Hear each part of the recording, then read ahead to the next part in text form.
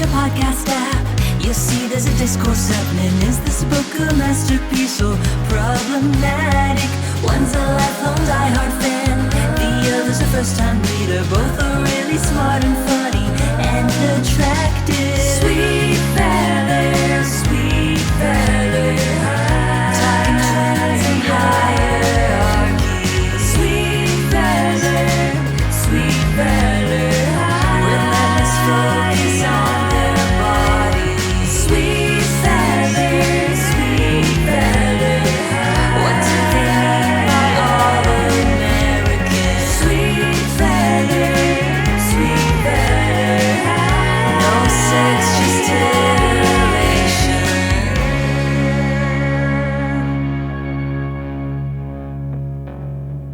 Hello. How are you? I'm actually good because I'm honestly good. I did have a hero's journey just now I need to tell you about that was traumatic vis-a-vis putting together some over the toilet storage. Oh, Hashtag fool me once. I told you I tried to put together an over the toilet storage once and I literally spent like an afternoon on it because it was like randomly confusing.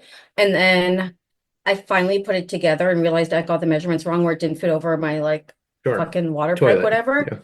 But I'd already put it together, so I'm not gonna disassemble it and return it to Amazon. No. So I just put it on my porch, someone took it. Fine. That was an afternoon and $80 or whatever. So then recently I'm like, you know what? I really need to get my bathroom storage situation together. We've all been thinking it. I have visitors coming and I feel like I've known that the bathroom is an area of the house that is way too cluttered and it needs to feel a little more relaxed. I got another one. I checked 85 times. Does it fit over the pipe? Yes. I'm like, oh, can I do this in 45 minutes? Before my call with Robert, I'm like, you know what? Let me start it and I can always finish later. It ended up being super quick to assemble. It was super easy. And I'm like, yay, what could go wrong? Finally, my dream has come true of over the toilet storage. Oh, God. I'm like every young girl. I'm Elizabeth. My secret dream is the most boring thing in the world. Okay, not even. It's not boring to want to be a writer. It's cool, but it's also not boring to want your bathroom to be I know. Well cared for, and I love it. Continue. And bring peace to my visitors.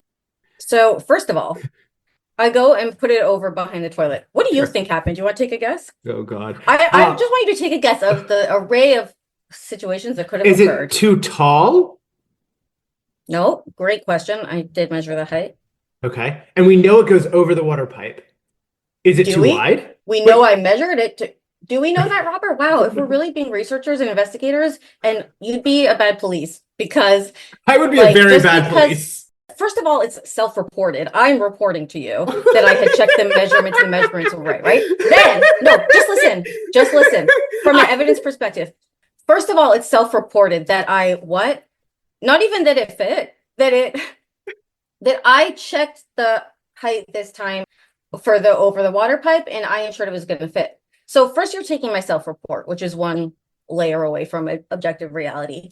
Two, it's my report that I checked the measurements on the website. Now we have room for error on my part of what the measurement was. We have room for error on the company's part of listing it wrong on the website. And we have me possibly misreading it on the website or forgetting the original measurement. There's so many ways that could have gone wrong. Fine. Then it arrives.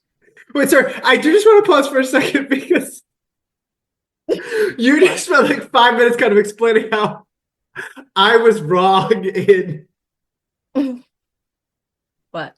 Understanding what could have gone wrong. You would be a bad police. You did something wrong because you assumed that when I said I measured, I really did measure. Maybe I didn't. It's well, no, it was more the flip. I'm not saying it's so you're a demon for drawing that conclusion, but it's more like the flippancy with which you were like, well, I know that it fits over the pipe. I'm like, whoa, you're cutting out 80% of the things that could happen. Anyhow, it did fit over the pipe, so it doesn't end up mattering. But so what do you think happened? Me. You just put me on track for 15 minutes and I was right anyways? Robert, this is your audition to be in the police. I don't want to be a police. I would be a very bad police. I don't like danger. I definitely don't want to kill innocent people. I don't even want to kill guilty people. I am not a good police. So yeah, it actually did fit over the pipe, thank God, by a centimeter, literally, which you wouldn't even know what that is. No. But let's just say it's small. Okay. So what do you think then did happen? I mean, I'm sorry. I've really loved... It doesn't have sufficient storage to hold your things. It's the wrong color, although I hope you would have noticed that earlier. No, I'll just tell you. Thank Basically, my floor is uneven. Yeah. So it just rickety, So now- rickety, ricks. Rickettsville. So now I'm on a journey for something to put under the side of it. Then I'm like, wait a minute.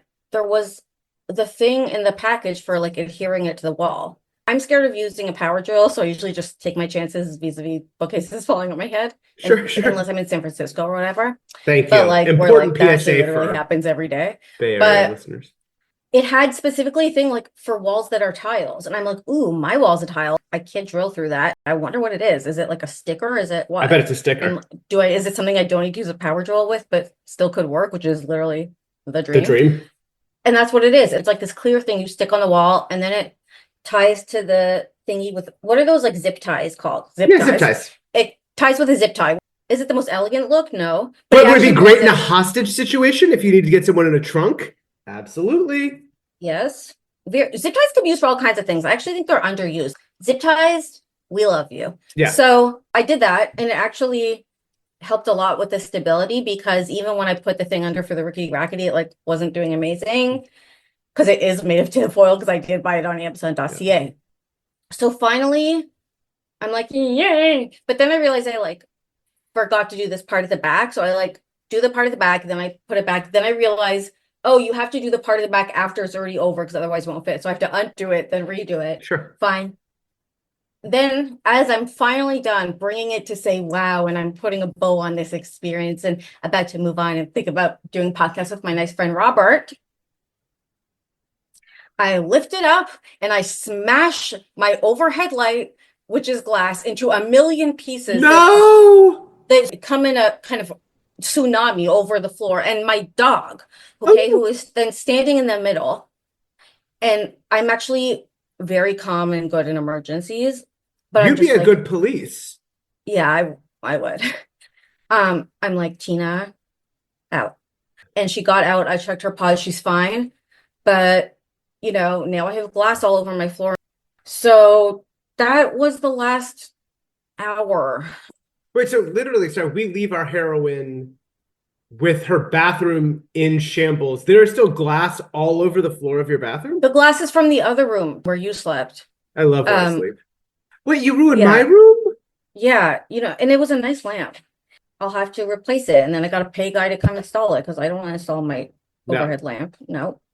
Oy. Anyhow, thank you for listening. I'm so happy to be with you today. I, not even intentionally, last night watched a movie about people lost at sea. Obviously. And it's one of my favorite genres. Yeah, not intentionally, but also like statistically. Like, it's not that surprising.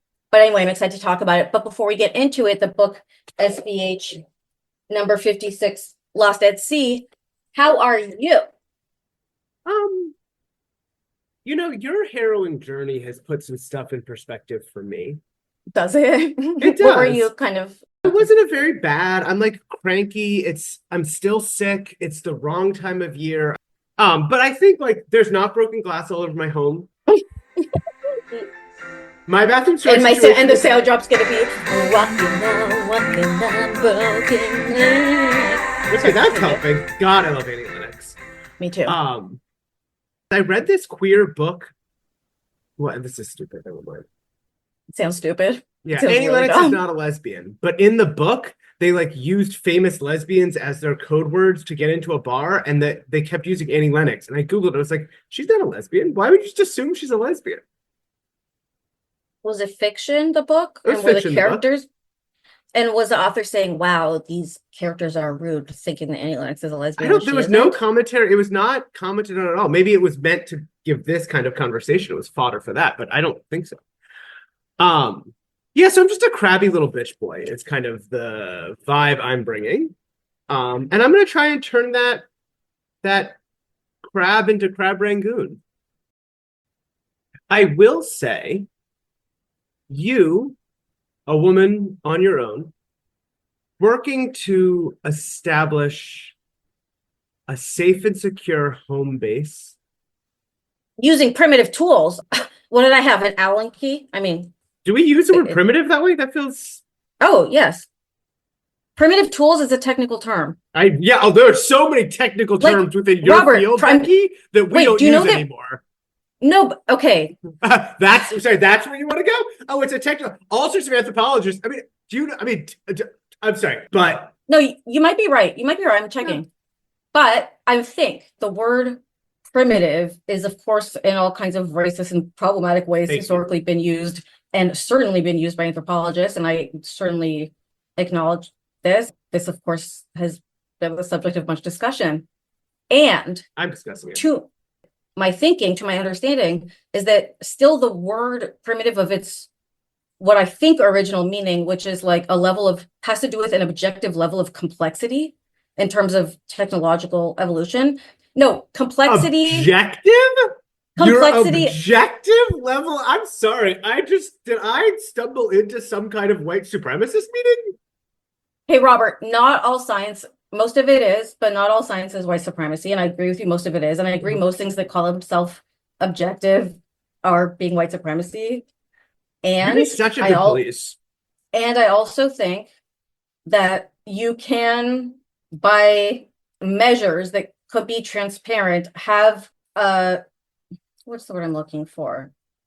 Not a schema, but like a hierarchy? Something of measurement of increased complexity of tools. I'm just seeing what Wikipedia says. I'm not saying Wikipedia has the answer.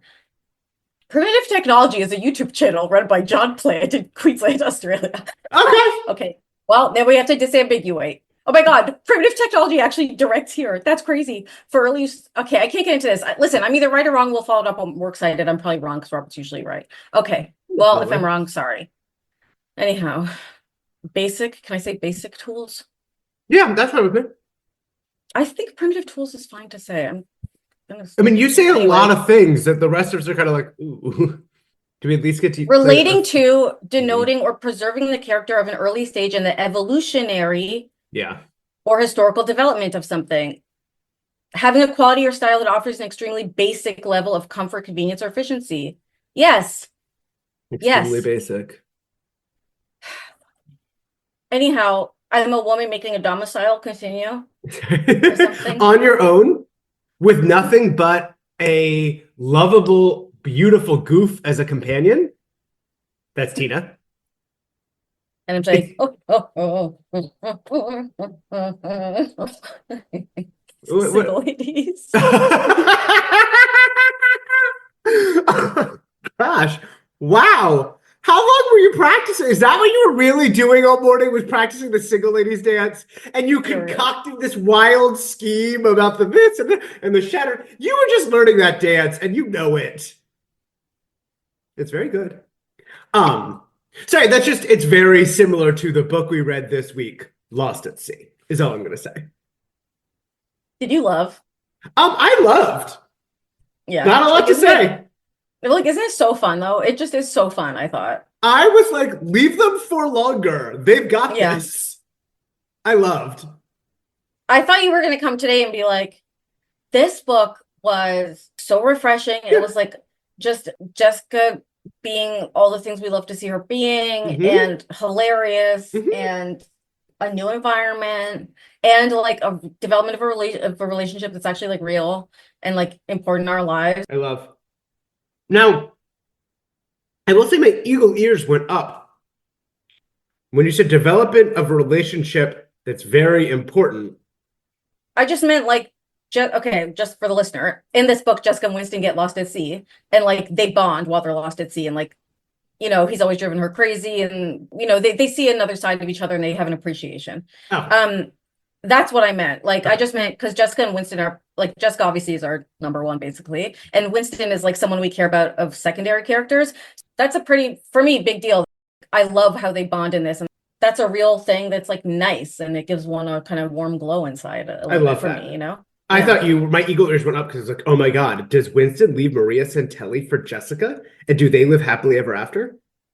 Well, I'm kind of like, I don't know, but like, I was sort of wondering, I guess, one of the big things I was wondering when I was reading and thinking about you was, because a lot of the book is about Jessica and Winston kind of bonding, like, it kind of feels like it's going there. Like, it you does. feel that it's going to end in kissing, and it doesn't. And I'm like, do you feel that it is I did feel and do feel like it was ending and kissing, and I got very, very strong. If they had been there another day, they absolutely would have done the ultimate hookup, which is, of course, kissing and potentially stroking of hair. Here's the thing, like, without spoiling the future, I kind of can't say whatever, but like, all I will say is in the course of this book, it feels like Yes. it's two people discovering another side of each other in a way that, like, there's increased intimacy, there's an affectionate little hug here. It's friendly, but it's getting more and more. If it was any other book, that would have ended in making out, especially because it's a boy and a girl. We don't usually see like the friendship story of a boy and a girl. So I guess I can't say whether it is that or isn't, but in this book, but in this book, it is that, you know? Yeah. So that's unusual. And lovely. And especially with Jess. I just love to watch the deepening, and it's nice to see, for me, a friendship that is not fraught. So many of our friendships in these texts are so complicated. We're rivals, but we're friends. We're lesbian lovers, but we're friends. And like, it's nice that Winston and Jessica like just kind of quickly went from annoying little pesk to I see you and I see what you do. And I love that. Yeah, I mean, do we think that homosocial friendships are inherently more fraught because there's a competition because of the homo gendering of it? Are we saying that the book is saying this? And or do we think that this could be true, that with a quote unquote boy and girl, you know, that takes that away? You know, can boys and girls just be friends? The age-old question, Harry, Sally, you know, Jessica Winston, I guess. Wait, did Harry and Sally come after this? Or before this? I think before this. I think that's 89, but it might be 94. I think it's before this. I mean, I'm not going to Google it. I am going to Google it. Okay, it's 1989, and the book is... Yeah, but that's what we said. The book has got to be 90s. The book is June 1989. And, but the book Harry is June... Sally... I feel like the books have all been 1989. How can that be true? Well, we started in 83, I think. Oh. The book was June 1989. The movie was July. The movie was released 1 month after the book. That's hilarious. Do you think they re-edited the movie based on the book? Do you think? It should have been them at sea. Were they not at sea at all in that movie? No, I guess not. It's Overboard. Oh, that's Overboard. Okay. Or Castaway, which I can't believe we haven't talked about yet. Or the TV show Survivor, which I can't believe we haven't talked about yet. Oh, this book is alone. This book is alone. When they talk about when they're building a lean-to, I'm like, I know what a lean-to is. They built it. I'm like, it's a lean-to. And then Jessica's like, it's a lean-to. And I'm like, oh my God, I love seeing the word lean-to. I thought I like only knew it from alone, but I guess it's a word. And when they're looking for fish and berries, and when they're like designing their shelter and like trying to figure out where to put stuff, and I'm like, guys, like usually think about this and like usually think about that. So it was fun. It was fun. Do you have a 6-word review?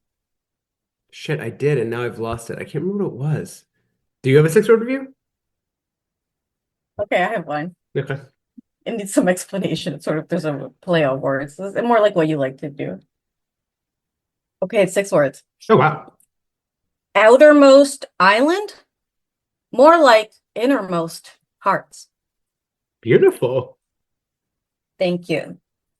Brandeis, our alma mater's slogan or something that Louis Dembitz said was truth even unto its innermost parts or something like this. A lot of prepositions in that slogan. But, you know, we at the end of the book find out that the kind of desert island that Jessica and Winston ended up at was called Outermost Island.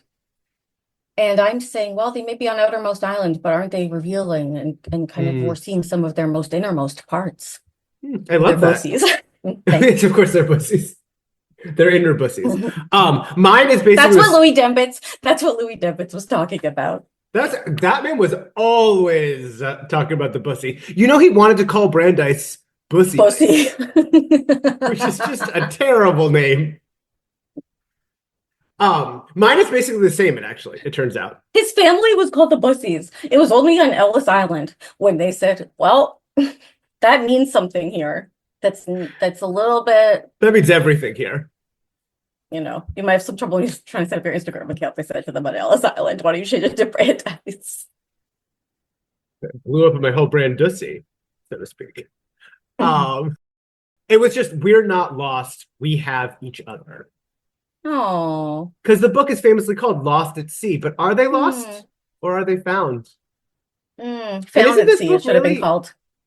Found at sea. Exactly. Well, because they are found at sea. Mhm. Honorable mentions, I want to do something like, oh no, another bear. Mm. Oh, it Bury was that.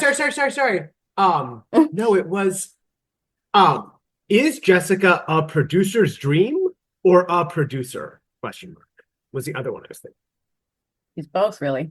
Because this is another example of how she would excel on literally any television show. Oh my God.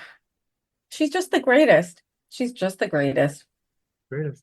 Well, should we, I guess, do the cliffhanger? Yeah. Basically, Mr. Russo says to Jessica and Amy, your grades are so bad, you have to go to this optional field trip to Anacapa Island. And of course, Jessica says famously, I hope good people are going, the most relatable thing of all time. And then the cliffhanger is, will the science field trip go according to Jessica's plans? Find out in Sweet Valley High number 56, Lost at Sea. Not a lot of drama in that. It's not they call it maybe Lost at Sea. You know, we might ask. Uh-oh. Don't say uh-oh. Her plans was to meet a cute boy, right? And when we say, did the trip go according to plans? You know, she thought that goal, and Robert's mouth is on the floor, and Robert is pushing their kind of mouth up, saying, wow, you're so smart. And, you know, she thought that that person was Ken, and she thinks that her trip is not going according to plans because she didn't plan to get lost at sea, or she would have brought more than that gauzy kind of sheer over thing. But did she actually meet a nice, cute boy? Yes. Wow. Talk about layers. That's beautiful. So it did go according to plan. In a way. In a way. Do now we want summarize the Well, there is no B plot, right? Nope. The B plot is everybody else kind of waiting at home for them, more or less. Yeah, which I got a lot to say about. I knew you would. I mean, I do too. It's not, I mean, you're very special, but I also have to say about it. One thing that is funny about this book, you know, when there's stuff that it's just like so unnecessary and we're like, how did that happen? Like, why do you have a planetarium sometimes be a planetarium, sometimes be an aquarium/planetarium? Sure. Why you have Elizabeth and Enid fucking run over to Jeffrey to tell him the big news. They're so excited to tell him that there's this like photo contest and he already knows. Yep. In this one, it's that it ends with this field trip is optional, right? And Russo tells Jessica and Amy, you guys need extra credit. So for you guys, it's not optional. In this one, Amy got out of it and is essentially replaced by Lila, who like also apparently quote unquote needed to get her grade up, yet I guess it's not like official or it was never mentioned before. And we're thinking, like why? What I am thinking must have happened is that they ended the last book being like, okay, whatever, Jess and Amy. And then in this book, they thought, well, there's a nice opportunity to have some potential development in Lila and Jess's relationship by like Lila having some guilt and some angst when Jessica's gone or whatever. And like how she and Amy are both self-centered, but how she is like actually has real care for Jessica in a way. And that sort of highlighted and, you know, but that's the only explanation I can think of because like, otherwise why go through that rigmarole? It makes no sense. I was like, wait, we just got done forcing Amy to be on this trip. And then this opens, it's like, oh, Amy didn't have to go. She made something up. There is one moment that I think makes it worth it, which is when we get the juxtaposition of how Lila reacts versus how Amy reacts. The way that Amy reacts is so quintessentially Amy, and she wouldn't have had that reaction had she been on the trip. And so I wonder if that's why, and they just figured it out between books 55 and 56. I don't know. But I was too, like, this has chemistry test written all over it. What are we doing? Yeah, just so you know, when you try not to hit the table, because it makes a noise. It's okay. Did I hit the table? Were just, yeah, but it's okay because you were literally repeating what I just said. I don't feel like I was, but okay. Okay, let's now summarize the plot. Okay. We are aboard the Maverick, which is a boat that is taking us to Anacapa Island and then from Anacapa Island. What kind of boat is it? That's important. I don't know. Oh, it's not a trick. I think it's like a speedboat kind of thing, right? Oh, that's I was Powerboat. picturing a speedboat too. Sorry, I thought it was a trick. I just feel like we should say, because it's like matters. You're getting lost at sea. You want to be able to picture. Are we on a yacht? Are we on a We're not on a sailboat? yacht. We're on a sailboat? Are we on a kayak? Are we on a? It could be anything. Like we gotta know. You know, there are is this 16. the shallows? Is this reef? Is this triangle? Is this open water? Is and so For our listeners, Pardo is just kind of off the top of her head naming all of the movies this week that she's seen about people getting lost at sea. Most of which she's talked about on this podcast several times before. Sorry, so there are 16 of us. We're divided up into groups of 4, and we also have a buddy. And this will become important later, obviously. Jessica and Winston are buddied up, and Winston is being very, very annoying to her at all times, especially as she is trying to get with Ken Matthews. Well, you'll never guess it, but the skies are getting gray and the clouds are appearing, and we're saying imminent weather is imminent. And Captain Marsden, I'm like, James Marsden? I was like, do I need another name? And then I was like, oh, maybe it is James Marsden. Let's let him aboard, do in this case. so to speak. I love James Marsden. Of course you do. I love him. You're not special. We all do. You are special, and we all do. Sorry. I wasn't trying to say it's like, you think every time I say something, it's like I'm trying to say it was special, which I guess is kind of true. But anyway, we're saying inclement weather is imminent. And well, guys, let's wrap it up and go back. Well, on the way back, massive swell. We're having a big storm, and a massive swell is engulfing the boat, and it's filling with water. And Captain Marsden is saying, guys, get with your buddy. You're all wearing life jackets, and you're going to go on the 2x2 on lifeboats. Noah's Ark in reverse. No, that's right. Sort of. Yes, reverse Noah's Ark, isn't it, in a way? Yes. And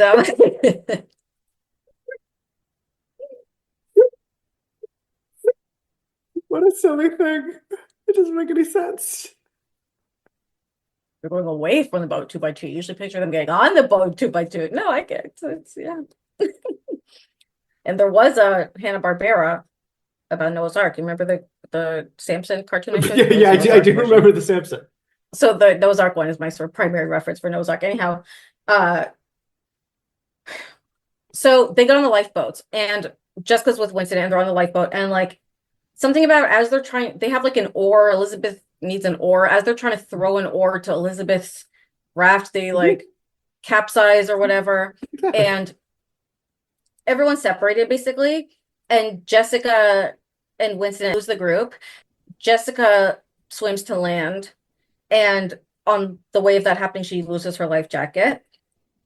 She then meets on this random little island Winston, and Winston had an oar, and he still had the lifeboat, and he rowed to land. But he then like lost the lifeboat overnight because he didn't tie it up or whatever, a classic trope. And guess what? Jessica and Winston are thrown together in these extraordinary circumstances, and they are going to have to survive until they get saved, aren't they? And I mean, it's just glorious. I mean, the hijinks, the character development, the highs and the lows, and when this one's down, the other one picks them up, and when that one's down, the other one picks them up, and they say, I actually am admiring you, and we're having a nice hug and having fire and fish and berries. And everyone at home's freaking out, and no comment. We'll get to that later. Like, and then they get saved and they come home at the end. Yeah. You missed the bear, which I thought you were going to really want to spend some time with. I mean, there's a bear again. I guess we might as well when we get there. Yeah, and there's a bear, and that ends up not mattering. One of the things that I loved about this book is that I famously don't like to be very anxious about what's going to happen. And so very early on, when they're lost at sea on this island, they're like, oh, there are tons of berries and oranges, and fish are really easy to catch, and I have matches, and it'll all be fine. And so it was like they very quickly removed all of the real world constraints of being stranded on an island and let them just kind of decorate a lean-to for a chapter, which I really liked. It's so true. It's just fun. It's almost like it should be called Lost at Sea in quotes. Yes. Because they never actually get stressed out. The only time they get down or whatever is like when Jessica for 5 seconds is like, I'm gonna get sick of this steady diet of berries and fish. And like, what if someone else goes to the dance instead of me? Lila's gonna have leather jackets and I'm just here wearing my same old, like she like pretty much the whole time you keep getting these moments of like, well, when the bad weather starts, or even when they get like thrown overboard, there's all these moments of like, Jessica still wasn't stressed out. She knew they were going to get saved. So she decided to just have fun. And you're like, oh, that's going to then go somewhere where it really kind of escalates, but it like kind of doesn't. Mm-mm. So yeah, it's chill. And it's even just... everyone at home is like, Alice is like, well, we might as well just eat and talk about other things. They literally talk about it for 5 seconds. And then there's a section where it's like, everyone then sort of broke out into casual other conversations of like whoever was like holding vigil at the Wakefield. It goes, Alice and Ned were talking about the filter system in their pool. And then Elizabeth goes to school the next day because she has a history quiz and she has to do her column for the newspaper. I go, your sister is stranded in the fucking Pacific Ocean. Your sister is missing. Your twin sister, your daughter is missing in the middle of the fucking ocean overnight. Okay. And the Coast Guard has to take a break overnight. So that's another 6, 7, whatever it is, hours that you're losing. Okay. And we're just, and you know, I love to say everyone is grieving in their way. You do. This is strange. This is curious. This is raising questions. But again, they also are just like, okay, we're playing Lost at Sea. Yeah. At one point, like, Stephen and Elizabeth are like, no, we're going to go save her and we're going to get Nicholas Morrow and we're all going to get on Nicholas Morrow's powerboat and we're going to go find her. They go on his yacht, actually. Okay, yacht. Is a yacht not a powerboat? I don't know enough about boating. Oh, when I say powerboat, I'm picturing more like maybe I'm saying the wrong words of like a speedboat, which I think is like a small like boat with an engine, you know, that you like go on a lake with it or whatever. I don't know the difference of the boats. Luckily, Nicholas Morrow's boat can comfortably seat as many as is needed. But they're all like, we're going to go do that. And Alice and Ned, who have just lost one daughter to Poseidon's roiling anger, are like, sure, why don't y'all all just go out, you group of teenagers? You'll certainly do better than the Coast Guard with their helicopters and their trained tacticians. Y'all just go out. It's insanity. It's so crazy because it's like, if it was something that legit made sense for them to participate in vis-a-vis search, the parents would go with. Sure. But the idea that it's like makes sense and it seems to them to make sense enough that they like are like, yeah, you guys should go do that. But it's like, well, we're just gonna hang out. It's like, why? Plus, I actually lost my mind when they're headed off and Ned goes to them, good luck. Good luck. You're trying to find your missing daughter.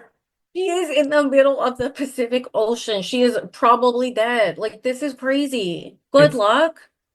I just couldn't imagine. I mean, these people, the way they think about things compared to me, Robert, it's so different. You could say it's as different as avocados and oranges. Yeah, which is a sentence in this book that I said, huh? I did want to. I did come again. Highlight that. I thought, was this a phrase in 1989? Whereas avocados and oranges are not different. They're not that different. There's two of the most similar things in the world. You're literally looking at the world around you, picking two things. Okay, it could have been avocados and a microphone. It could have been avocados and a cup. It could have been avocados. Listeners, Pardo was just saying avocados and then labeling something around her. Because like that's what these people had. They had exposure to things around them. Like, but to say avocados and oranges, first of all, they're both even fucking fruit. Isn't avocados anyways fruit? So now you're describing two fruits. Go to hell. But so the or they're saying they're not different. They're saying the bigger problem is no. They're saying that so. But like secretly, if we were trying to make them be smart, we'd say like, oh, they're trying to tell us that actually they say they're different, but they're not. So it's like roads diverged, you know? Yeah, of course. I don't think they're doing that. It's in the kind of boilerplate, they look the same, but they're so different. Mm-hmm. And so the sentence is, but when it came to the inside, they were definitely individuals as different as avocados and oranges. But that would only make sense if avocados and oranges looked the same on the outside and were different on the inside. Because that's what they're trying to say.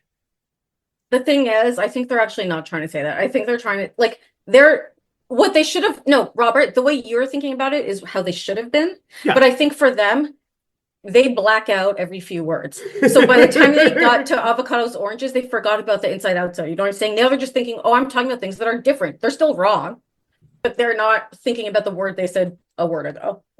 Okay. That's how I really think. I really think that. I really do. They're doing one of those like what's it called? Illustrious corpses, or what's that game where you like write a sentence and you fold it up and then write it and fold it up? It's not illustrious corpses, but it's something like that. That's what they're doing. They're just kind of playing either Mad Libs or pass around kind of situation. All right, that's the plot. You want to guess Okay. the tagline? Will Jessica survive being lost at sea? What's worse, being lost at sea or being stuck with Winston Egbert? What is it? Will Elizabeth ever see Jessica again? No. So crazy. No. So crazy. It's so crazy. Oh, I hate that. Me too. But don't worry, the cover more than makes up for it, so the cover's wacky. Do you want to guess what's on the back? Will Elizabeth ever see Jessica again? We're stranded on a fucking desert island and we still have to think about Elizabeth's feelings about this. I guess in some ways grief is for the livers. So They always do this. They always do this. When when it was new Jess, or whenever stuff happens to Jess, it's like, has Elizabeth lost her twin? Has Elizabeth's twin become a different person? I'm like, Elizabeth's twin? I mean, unless they're trying to tell us like no. Elizabeth is the one who's lost at sea because she's very annoyed with all the attention Jessica's getting for being lost at sea, which is something that's happening in this book. She is resenting it. It's like literally Jessica's in the Pacific Ocean stranded for 2 days, somehow miraculously survives, comes back. There's like kids at school asking her questions about it, and Elizabeth writes like a paragraph about it in the Oracle, and she's like, if I had never have to hear about this again for the rest of my life, it'll be too soon. Finally, thank God it's over. I hope it's finally over. I'm like, okay. All right, on the back. A shipwrecked beauty. ... Shipwrecked ... Okay. I think they Another could have word called for her a lost at beauty. sea. It wouldn't have killed them. Mm-hmm. She is beautiful. Oh, and we are... This is a reference that only one person in the world will get, and he does not listen to this podcast. She looks like Poppy when Poppy gets caught in the rain. Poppy has this exact same thing happens to Poppy's fur. It's funny. She just looks so sad and so wet, and her sheer overblouse. So we have, of course, Jessica on the cover in blue and white nautical stripes, covered by a sheer overblouse. She looks wet and sad, and she's on a beautiful tropical background. Her eye makeup is maybe smudged. Is that what you're trying to show me? Oh, no. I just wanted you to be able to see her face. Oh, I can see her face. She looks very sad. And Yeah, scared and cold. I don't know if you can see the level of detail. I guess what I was trying to show you is like, I think it's sort of funny. It is funny. Her expression on this, it's like they gave her this frown that's like an upside down smile for real. Again, feels almost performative. It's she's really saying like, oh, I'm lost at sea. Like she's being very lost at sea. She's like so bedraggled, and the way she's holding her arm, like. And the sheer overblouse is ripped. Mm-hmm. Well, it is 1 hour that we have been speaking. Should we open the book? Shall we have the engine that drives the boat? The book opens. Jessica, you're going on a science class field trip, not entering Miss Teenage America contest. Elizabeth Wakefield reminded her twin sister with a slightly exasperated smile. Jessica had been poised in front of the mirror for 20 minutes in the bathroom the 16-year-old twins shared. She gave her long lashes one final dab with a mascara brush, then turned to Elizabeth. Liz, for somebody who wants to be a famous writer someday, sometimes you have absolutely no imagination. This may just be a class field trip to you, but I can see its deeper potential, Jessica declared in a sophisticated tone. For example, it's a chance to work on my tan and a chance to work on Ken Matthews. Wiggling her eyebrows suggestively, Jessica strolled past Elizabeth out of the bathroom. Now, this boat she moving. We get in just this opening, We get the idea that Elizabeth cannot understand Jessica's shrewd and insightful producer's eye. We get, honestly, Jessica leveling the criticism of Elizabeth that we have been saying since book 1, and that publishers and, well, I guess once she gets into high school, college and graduate school, her professors will be leveling at her a complete lack of imagination. Jessica's just right. Mm-hmm. We also get the idea that Elizabeth is exasperated by Jessica, which goes nicely into your discussion of Elizabeth getting frustrated at all the attention Jessica's getting. And I would actually put forth, and I don't know how supported it is by the text, but I think it might be, that Elizabeth is exasperated and frustrated even before Jessica is rescued. I think she's over it and doesn't want to talk about it anymore before then. And I think she doesn't like all the attention she's getting even before then. 100%. Elizabeth is exasperated by her whenever she's just excited about something. Mm-hmm. Whenever she's enthusiastic about an idea, an event, a scheme, a outfit, A boy, like, 3 boys. like, yeah, a job thing, a project. Elizabeth is never not there to be a damp towel. It's like it pokes at her. Do you know the phrase wet blanket? It's fine if you don't. I've never heard the phrase damp towel before. And I couldn't tell if you were like using that skillfully to be like, well, she's smaller and less wet than a wet blanket. So it's like a little like, I don't know if you were doing something thoughtful there. I think it's because I was picturing them in the bathroom. Like I was picturing Jessica getting ready and they're in the bathroom. So Elizabeth is like a damp, like a washcloth kind of, or she puts it on her or something. Yeah, but I am familiar with that expression. Okay. Also, I mean, I must say, Elizabeth saying you're not entering the Miss Teenage America contest isn't not a little bit of, it's not meaningful in the future, I'm just gonna say. I'm just gonna say. Please let us win the Miss Teenage America contest while we're still teenagers. God, I love that. I love that Jessica is smart enough. Like, so we are supposed to be being told that Jessica only cares about how she looks and she only cares about boys. And then she, as we already said, skewers Elizabeth's lack of imagination. She also clearly calls out how Russo was a bad teacher, which we've been talking about for quite some time, where she's reminiscing about how Bob Russo had ordered her to sign up for the optional trip. And she reluctantly admitted to herself that she was lucky.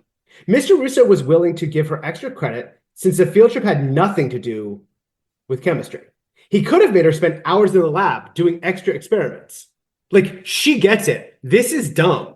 Russo wants to go to Anacapa Island and can only go with students, so he's concocted this cockamamie scheme. This should not be worth extra credit in chemistry. What are we doing? Yeah, probably Russo has a thing for Marsden, and probably Russo and Marsden are dating. Ooh, like that freaky movie Sleepaway Camp, which is transphobic, but it's very freaky and hilarious in No spoilers. what it is. And Please. I'll just tell you the first scene.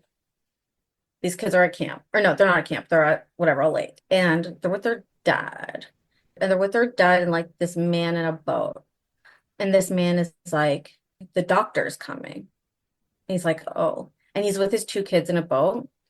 They get in an accident and 2 of them die. And 1 of them survives. And that one goes to live with their aunt and cousin. And the 2 of them go to sleepaway camp. And there's some major cuckoo things that happen. Children start getting murdered. And there is some reveals in the end vis-a-vis the guy at the beginning. I can't get into it, but it's very disturbing. So one of the things I'm finding hard as a mommy move along is once you get started, it's hard to interrupt you. What are iced denim shorts? Is that something that you saw? Jessica glanced down at herself. She was wearing new flimsy thong sandals, the same cherry red as her toenail polish. Her very short, very snug iced denim? Is that like acid washed? I did try to picture it. I was picturing sort of, I guess acid washed. I don't know what else it would be. I mean, we get more support for Bob Russo and Marsden having a love affair because Bob Russo seems to be a real bitch He's got like a very queeny, bitchy gay vibe. Everybody's here. Finally. Very Robert Marks. Not a good look, Bob Russo. All I have for chapter 2 is Winston being annoying. We've always talked about how he may have ADD issues or various challenges because he has trouble with modulation and he can't go 5 seconds without like blowing paper to someone's eyes. In this book, it's just ridiculous. He's acting like an 8-year-old. Jessica's lying there and like to get her attention, he takes a bunch of wet sand and like pours it on her head, or she's running away and goes to talk to people and he like puts some seaweed on her face or something. It's so childish for the age that they are. Yeah. It's so strange. It's so compulsive. It's very, very odd. Yeah, I agree. Jessica's team is, and this also made no sense to me. It's Jessica and Winston and Lois Waller and Randy Mason. Why do we need these 2 new people? All right, I'll tell you why. They need Randy Mason because he's just going to be in a later book. They didn't have to do that, but I think that's the only reason I could think of is they were like, oh, Randy Mason, something like he'll be showing up for some other thing, like being a nerd, whatever. Yeah. And Lois Waller, I think, is probably in there because she, I remember, was in Sweet Valley Twins, and like her personality is being fat and like having a mom who says you shouldn't be fat at school or whatever. Mr. Russo continues to show that he is a bad teacher. They're in groups, but only one person in the group has to do any work at all. One person is the scribe. The scribe also presents. This is not how you do group assignments. Well, Mr. Russo's being smart. He doesn't want to have to grade that much. Like, it takes his workload down. So he's trying to keep it chill. Okay. He's only there for Marsden anyway, right? True. Makes sense. Yeah, he's like, y'all go off for, let's say, 2 hours. Marsden, how do you feel? 2 hours? You got 2 hours? Yeah, look at some turtles or whatever the fuck. Yeah. Like, I do love, like, there are moments where we see, and we've seen this previous in an earlier text where Jessica talks about how she holds her body in a swimsuit. And there's this moment, Jessica stopped a few feet away so that Ken could get an optimal view of her body posed against the seductive backdrop of the sea, sand, and palm trees. She's a producer. And a performer at once. Certainly, yeah. She self-produces, and she's always being a heroine in a tale and so on. Wonderful. I mean, now we're having the choppy boat ride. I mean, Jessica and Ken are having some flirtation and some reminiscence. So remember once we went to a dance together, and they're starting to get a little snuggly, but that gets interrupted by the choppy boat ride. You're going to be mad because I want to reference something. Can I say it quick? Of course. I'm never mad. I'm sad. Okay. I'm mucusy, but I'm never mad. Does it make you sad if I have to tell a quick story about Housewives of New York? Okay. On Old Roni, I don't know what season, but it was whenever Tinsley was there. Tinsley Mortimer, she was only there for like 2 seasons or something. Is that a real person too? Story. I've heard that name before. Is she like a real person? Like outside of this world? Yeah, she famously had her mugshot on the cover of the New York Post when she got arrested, and she used to be a big socialite. She used to be a huge socialite, and she like completely, her life kind of fell apart and like whatever. But anyway, to try to like reboot her life, she went on Roni for a couple seasons. But for one of their cast trips, they went to Cartagena in Colombia, and as part of their trip, they went on this boat ride. And on this boat ride became notorious, and it was later called the boat ride from hell. It's like in the canon. It was legit so dangerous. They had to stop production, and there's like all these stories afterwards about how like they literally almost died because their anchor got like stuck on something and it was dragging, and they started to have this like, it was like some gas was getting like emitted or something, and like if they wouldn't have like something like they all would have been actually dead. Some of the housewives were legit pissed about it. They were pissed at the network, and they like commented on it afterwards saying like, this was not okay. It was like such the scandal, and like they were really scared, but it's like, oh. And then afterwards, Tinsley was like, I thought it was nothing. That's just like what the boat rides are like there, because she was the person hosting the trip. Okay. And now they don't like to be on choppy boats. Sorry. Me neither. As always, I wish I had gone before you, because I have a similar but much more boring story about when I was in Cartagena, Colombia, and we took a boat ride to an island, and it was very choppy and scary. But we were fine. Really? Yeah. That's wild. But this whole book I've been thinking about it, but it's like, it's not enough of a story to tell. But had I told that story, that really would have given you the chance to get Tinsley up in this bitch. Wow. Yeah. And that's really a lesson to me that I should just talk more. Tell my stories. Speak truth to power. Everyone says it. Yeah. Why is there a siren? I'm freaking out. Get on the floor! Should we dive off? Oh my god. We all thought we were gonna die at sea. And then all of a sudden, we're smelling smoke. The anchor has deployed. The boat was trying to reel it in, and that was causing the smell. I don't know how to swim. He runs up to the top of the boat, and he cuts off the anchor. Because had it been on a chain, the boat would have capsized, and I would be here to tell the story. Right. Then they say, SOS, said someone help me. And they're calling the Coast Guard. And you know what? Jessica was more excited than anxious. Captain Marston had said the Coast Guard was coming, so there really wasn't any danger involved. But talk about romantic. I love it. She and Ken Matthews soaking wet and clinging to each other in a tiny lifeboat in the middle of a raging sea. We capsize. We're in the icy water. Icy, like our denim jeans. Jessica felt as helpless as a rag doll when a churning wave hit her full force and carried her away from the lifeboat. The last thing she sees is a look of terror in Elizabeth's eyes. And then she's fine. She's fine, but she's not seeing where anyone is, and she's not seeing where Annapaca Island is, and she's still not, she's controlling her terror. She's saying, well, I have my life jacket, and I'm, of course, famously a strong swimmer, but where am I going now? But the current's too strong. I love the way she approaches this. Mm-hmm. Between cheerleading practice and occasionally doing laps in her family's pool, Jessica knew that she was in good shape. She could swim quite a distance if it came to that. Yeah. And so she decides she's going to swim with the current. It doesn't make any sense to swim against it. And there's this tight knot of fear in her stomach that she ignores. I'm not scared, Jessica said out loud. I'm just mad. Winston Egbert, you are without a doubt the world's biggest jerk. Just wait until I get to shore and get my hands on you. And of course, readers who've read this before are thinking, oh, foreshadowing. She wants to get her hands on Winston Egbert. What does happen when she gets her hands on Winston Egbert? Does she get her lips on Winston Egbert, etc.? And we've seen before when characters are in crisis and they're in danger, and sometimes they are liking to think about their anger more than their fear, and they're liking to say it's this one's fault and so on. All right, then all the other people are fine. They're all trying to figure out what happened. They can't find Jessica and Winston, obviously. Lila helpfully wails, oh no, they're drowned. That made me laugh. That did make me laugh. We get a kind of familiar refrain that one twin often says about the other one, whispering, oh, please be okay, please be okay, please be okay. But then not great omen when they actually find Jessica's life jacket and Winston's hat.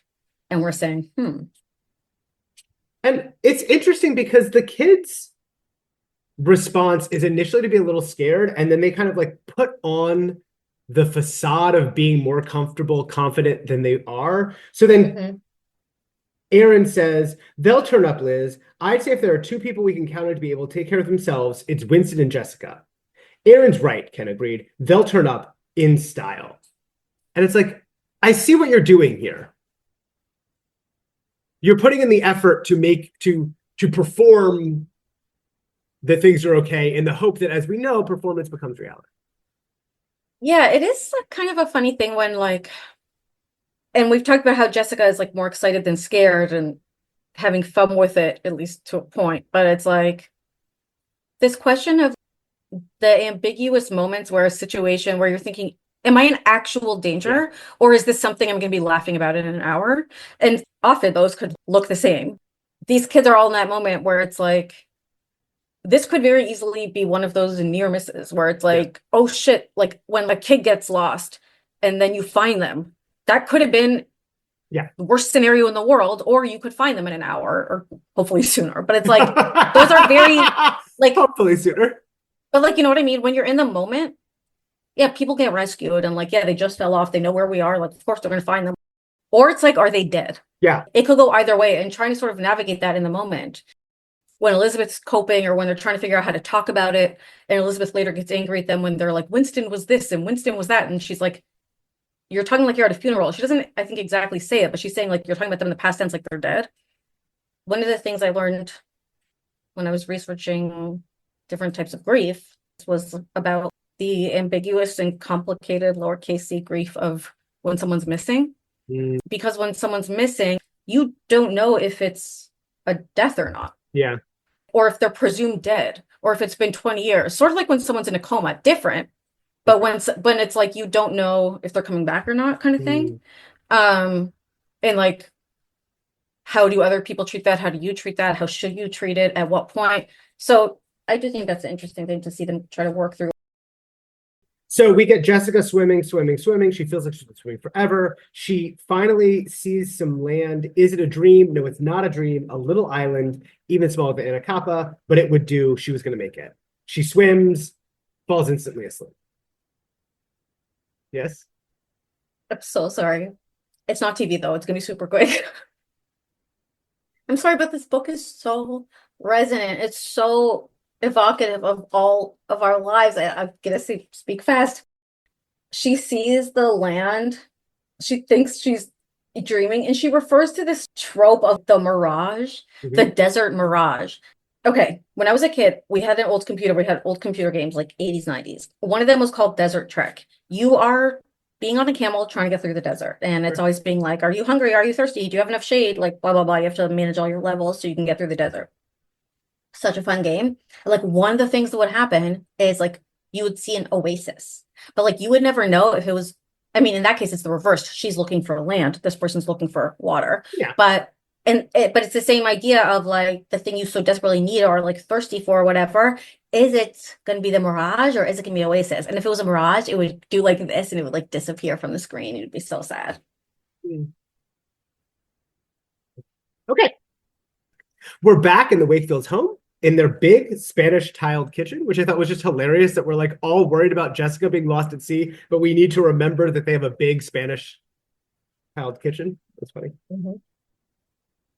Elizabeth is able to reflect on how everyone is trying to comfort each other. And as she watches her mom and dad try to cheer and comfort each other, she thought she had never seen them look so upset, so sad, so old somehow. And it is this idea that like grief and worry is kind of showing physically on them. Also, we find out that Ned made senior partner. Did we know he was a senior partner? I don't think he was a partner, but I know he's senior partner. Good question. I didn't notice that. I don't know. Okay. And then what you're going to do is you're going to do a tight 2.5 minutes on Lila or whatever else is happening in this chapter while I just quickly urinate. Okay. So the kids are kind of joking to lighten the mood, and oh, she's probably hitched a ride on a cruise ship and she's lounging and drinking drinks, and Winston and Jess are probably driving each other crazy. Ha ha ha. I'm sure they're doing great. And then Alex makes lemon squares, yum. And then Lila calls and she basically like makes Liz comfort her, which Liz is sort of annoyed by. And she's like, what if I never see Jess again? I've been mean to her so many times, I'll never have a chance to tell her I'm sorry. Elizabeth was sympathetic, but at the same time, she didn't exactly feel like listening to a confession of all the catty things Lila had said and done to Jessica over the years. Lila's like, all the times I made her feel inferior because she can't afford as many expensive clothes as I can, and she doesn't have her own car or as much jewelry. All the time we fought over boys. And Elizabeth goes, Jessica wouldn't want you to be so upset. I'm sure she's stolen as many boys away from you as you've stolen from her. That seemed to comfort Lila. That was really funny. Hello. Well, good to do. And then we get a nice kind of page or two, which I appreciated, of Elizabeth after everyone leaves and the house is quiet and she goes back in and she's just sort of missing Jessica's presence and she's in her messy room thinking about her kookiness. And I just love like thinking about what she'd be doing and how Jess would be on the phone and she wanted her to turn the music down. And then Jessica would be tapping her feet, giving into the rhythm and dancing around the bedroom, pulling the phone by its cord along with her. It's just so fun. And of course, kids these days don't know, but that whole thing of like having fun on the phone when you pull the cord and walk around, it's like, that was a vibe. And like, the children will never know. And that's so sad. All right, chapter 6, racism. That's my first note. When Jessica she... Just to give a little context to that, Jessica wakes up on the beach, isn't sure where she is. thinks she might be like she's on Gilligan's Island, decides she wants to find something to eat, and hears some rustling. And is that where you want to talk about racism? She's like, well, maybe she's not the only person on the island. There could be headhunters, an undiscovered tribe of wild people who had been hidden away from the world for hundreds of years. Maybe they'd think she was a supernatural being and worship her. By the way, that is the plot of Saved by the Bell Hawaiian Style, when it happens to Screech in Hawaii. Famous racist classic movie. Or maybe they would sacrifice her in some barbaric ritual. Maybe they were cannibals. Then they'd eat her. She should be so lucky. And then she and Winston find each other. She gets mad at him for losing the lifeboat. And then he's saying, well, look, I got these fish and I got these berries, and don't you even want some? And she's kind of pretending she doesn't. And they have a fun little dynamic where he kind of exaggerates eating it in front of her until she has to give in. And he refers to it as, and I quote, a genuine feasteroo. I'm stealing that, baby. Consider that stolen. A genuine feasteroo? Winston does give strong Robert Marks vibes, and I am here for it. Well, like Robert Marks, he's at this point, he's very charming. Because he's so gracious about Jessica being a brat at the beginning. And then, he doesn't give her any heck when she finally sits down and partakes in the food. No heck at all. No. Then we flash back to we get like the juxtaposition of their desert island meal with the kids back at school-based meal in the lunchroom. Based meal. Is it not? No, it's just a funny thing to say. It is school-based. One of the things that's enjoyable about reading it is Jessica's fantasies about the attention she's either getting or gonna get from this. It would probably be only a matter of minutes before a huge rescue boat pulled up at the island. Her parents and Liz and Steve would be on board, as well as Ken Matthews and perhaps even the mayor. There would be tears of joy, lots of picture taking. A statewide holiday would be declared and a ticker tape parade held in their honor. I also highlight that. It's hilarious to me. Also, it's wait, all you did was stay on an island. You didn't save other people. That would be a statewide holiday. So funny. And then this is where we really get into the survivor of it all. Winston is like, we need to build a shelter. We need to do these things. And that's a classic moment on TV's Survivor, where they're figuring out how to live on the island life and what we should do and how we should use our resources and what we should do with our time. It's more accurate to compare it to Alone because they're actually surviving and finding their own food and not just eating beans and rice and meals at the sanctuary from Jeff every day. Sorry, but they're actually surviving, and some of them are even thriving. Okay, that's beautiful. I haven't seen that. Winston basically goes into survival mode in the best possible way. He figures out that they have a switchblade knife that they can use to signal with the reflection, which is just brilliant. Then they start talking about kind of other things they can do. And Jessica starts to, even this early on, she's reflecting and she says, she would have been a lot more scared and a lot hungrier if she hadn't stumbled upon Winston. He was actually taking charge of the situation in his own oddball fashion. It would never have occurred to her to devise some sort of signal to passing boats or planes. Thanks to Winston, the two of them might get off the island soon, and in the meantime, she was well fed and she had someone to talk to. Relaxing somewhat, Jessica sat down on the sand. Maybe Winston Egbert's not so bad after all, she thought. I just love it. Yeah, it was kind of nice that we didn't have to go through 9 chapters of her being resistant to stuff or being bratty. Well, she's not Liz. Exactly. So she is pretty self-aware and is pretty straightforward pretty quickly. And I'm thinking if Liz was on this island, she'd be doot-dee-doo, fingers in her ears, singing songs and God knows what, where mentally she'd be. But Jess pretty much addresses reality pretty quickly, which is nice. And she's appreciative of it, and she's just great. I love her. Yeah. She gets in some good lines. What did Lewis and Clark and Egbert discover out there? I don't suppose you saw a hot dog stand or an ice cream parlor.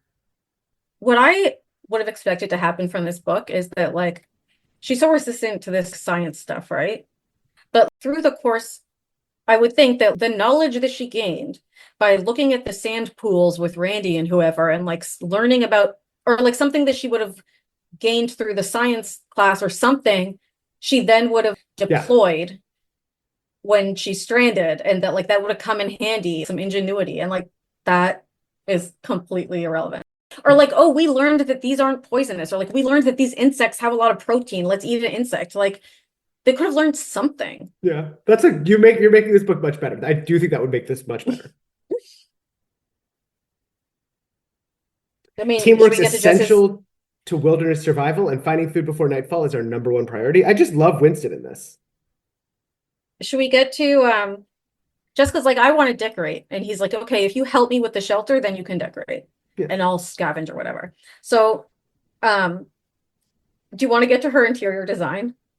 I do. There's one quick moment, which is just Jessica says to Winston, "You're the boss. I'm ready to take my orders." And Winston says, "No, we're equals. A team, remember?" I'm like, feminist hero Winston Egbert, speaking truth to power.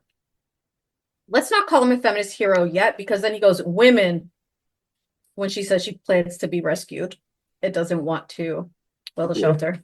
So that's sexist. That's misogynistic. Why are you doing like this? Robert's just for the record, Robert's making face that's saying, well, I guess a little bit, maybe not really, doing a little short. Not so kind of jokingly pretending like that was fine. So they build the lean-to. Jessica's like, it's so rustic. She gathers palm fronds. She creates a sort of sitting area out of the palm leaves. She takes leafy vines and hangs them to create a curtain so she and Winston have their own room. She picks fragrant flowers and she sticks them in the cracks between the construction. And they are sitting and have a nice time. And I will say that this is a undervalued type of thing, because what I've learned from watching Alone is like, when people put a lot of effort into things to sort of make their shelter a little bit more comfortable or a little bit more homey, or make utensils, or just like it's all about like calories for what you're getting back, right? And so a lot of people would watch it and critique them and say like, you're wasting calories on something like this, like that's stupid. But they say no, because mentally they go, I'm not here, like the way to win this, it's not to survive. You shouldn't just be surviving, you should be living. This is my actual home. This is my life. I'm not out here trying to be like, can I make it another day? Can I make another day? And like, in order for me to feel that I'm actually, I just live here now, I have to have that palm frond sofa.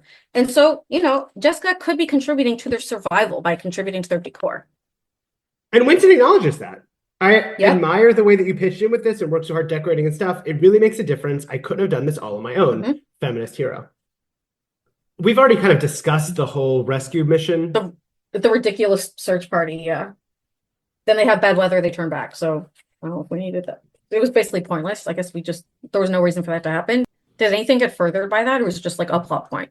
It was just a chapter. Like, that's so weird. They should have taken that out. The other really weird thing is when they get back safely, Alice is crying. And Elizabeth's like, "Oh, Mom, we didn't mean to scare you, and we're fine. Please don't be sad." Alice Wakefield wiped at her eyes and laughed shakily. "Once a mother hen, always a mother hen, I guess. No matter how big you kids get, I'm always going to worry about you." Sorry, the girls are 16. What do you mean no matter how big you get? The girls are 16. One of them is shipwrecked, and the other one went out onto the open sea in a yacht in inclement weather. And you think you deserve a medal for being worried about them? It's insane to me. And also, yes. And like, as if her being concerned about her alive twin when the other one's in the middle of the ocean questionable, as if that's her doing mother hen behavior. Whatever. Then they're hiking looking for berries, and there's a bear, and it's a black bear. And Jessica had listened. She did recall from Rousseau's lecture about black bears being there, but doesn't necessarily help with anything. No, because they aren't there. And then she's like, let's throw berries at its head, and then it'll be more interested in the berries than us. But it's not that she does that and it works. It's that she does that and then it doesn't matter because there's like a clap of thunder that makes the bear run away. Right? Again, like, like, feels like a missed opportunity, but. I agree. The bear. And then Winston is feeling down and Jessica cheers him up. And she's saying, "You really saved my butt out here." And then the two of them have a laugh. Jessica's very honest about, when you were driving me crazy yesterday, it was mostly because I was trying to flirt with Ken. Maybe otherwise I wouldn't have minded so much. You're not that bad.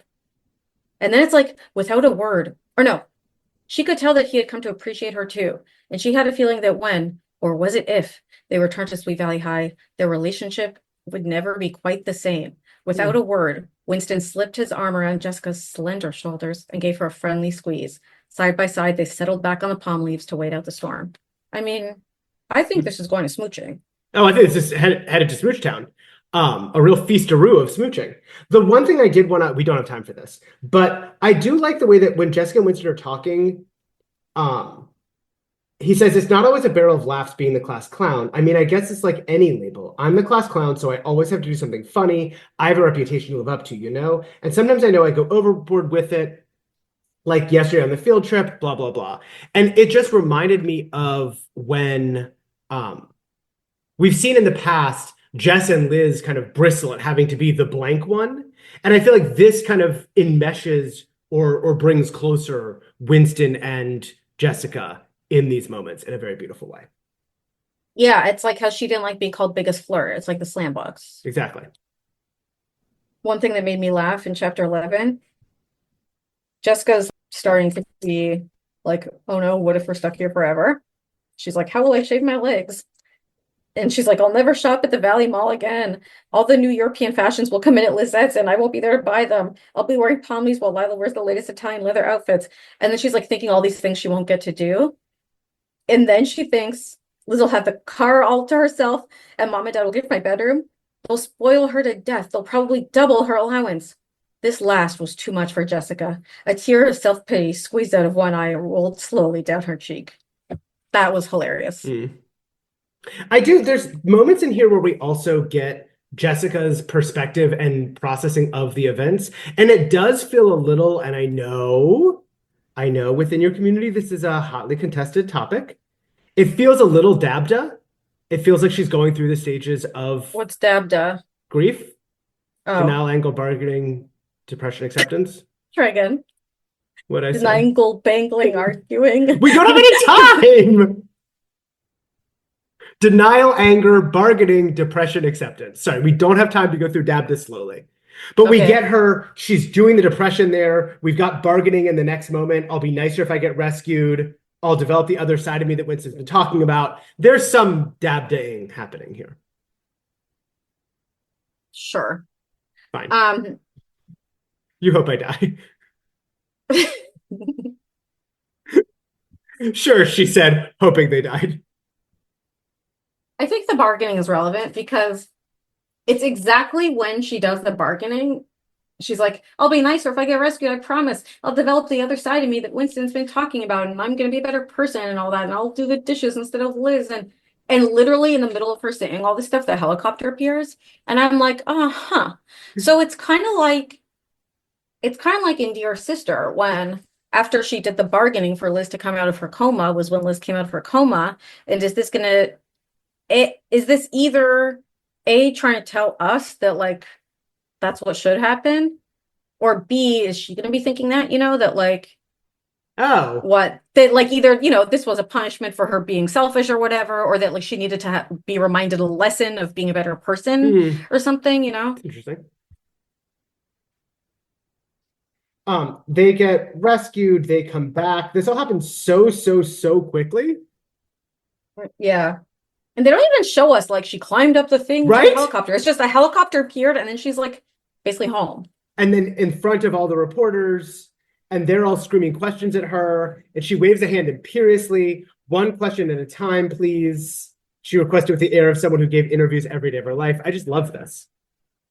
And then when they ask what happened, she like takes credit for the whole thing, which is kind of funny because at least I'm kind of expecting a reversal of like, now that she's done this bargaining, am I going to be a better person? And now that she's been so appreciative to Winston when they were in private, of course she's going to naturally be so gracious in public. But no, she does the typical Jess thing where she basically is like, I saved us, I did this, I did that. And then it's like, they're like, and Winston, what did you do? And there's like a pause, and the reader, or at least this reader, is thinking, is Winston going to be annoyed? Is Winston going to whatever? But he basically plays along and it's like, oh, I just cracked jokes and I was the entertainment. And he and Jess kind of share a look. And I'm thinking, oh, that's cute. Like, Yeah. that, they're each going to go back to their, like, they each know that they have to sort of perform this role or that they're in this thing where like he's the clown and she's the attention one, and like they do this and they may be ambivalent about it or whatever. They've seen each other's other sides, but now they're back in the public and they're going to kind of be interpolated back too.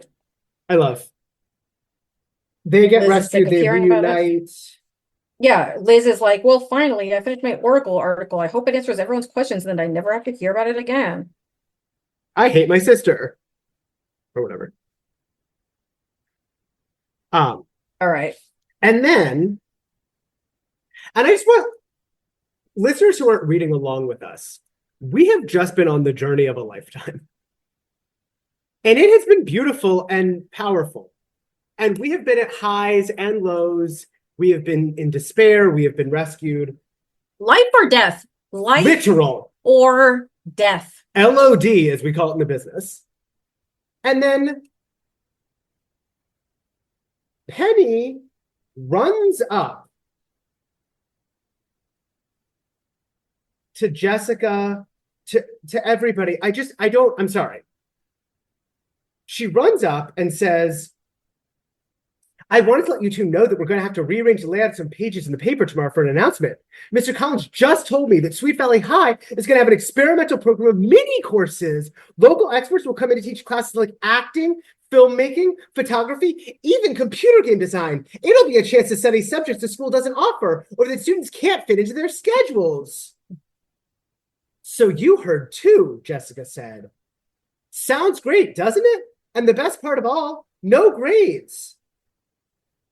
I heard Veronica Berry, the artist, was going to give a course in jewelry design, Lila said. But I also heard there might be a modeling course.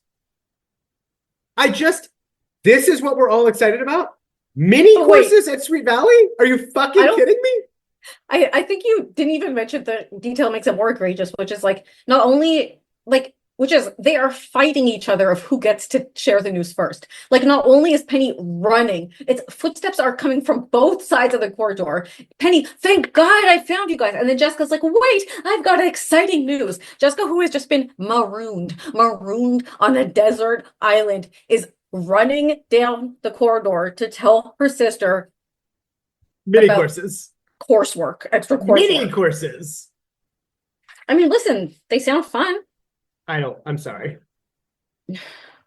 So then we get Olivia's interiority, and she's thinking, ooh, mini courses will be classes with new people, and that'll let me meet a new boy. I'm sick of this whole Roger thing.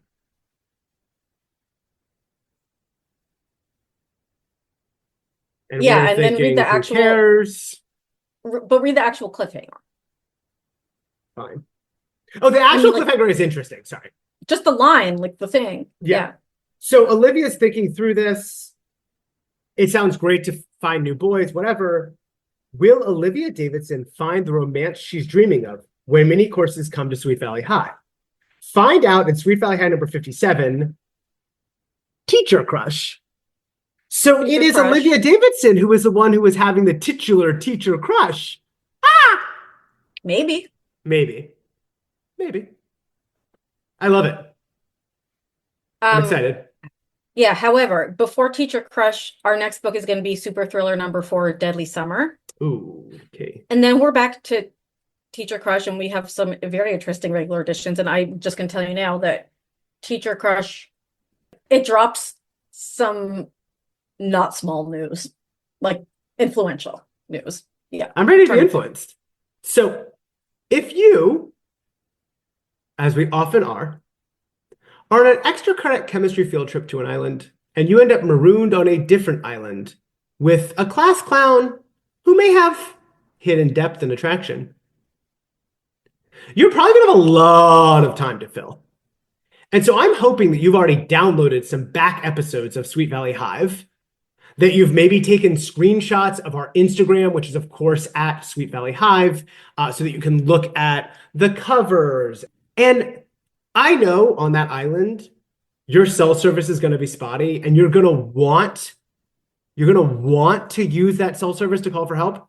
I think actually your best bet is to use that cell service to like, to rate, to subscribe to Sweet Valley Hive.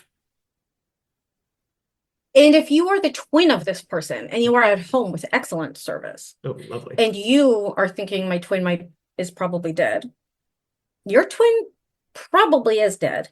And you're going to have to make new friends. And what's a good way to make new friends? Share with them a podcast. And that podcast should be Sweet Valley Hive. And while you're at it, make sure you've rated, reviewed, and subscribed. And by the way, check out the YouTube because we still haven't checked if it's working because no one has got to it. And that's going to be youtube.com/Sweet Valley Hive or something like it.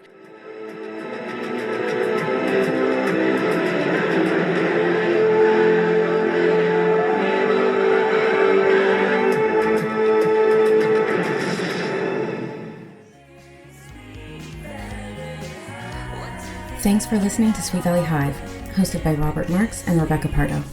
For more, check out our Instagram at Sweet Valley Hive. Theme song by Yessie and artwork by Elliot Carroll.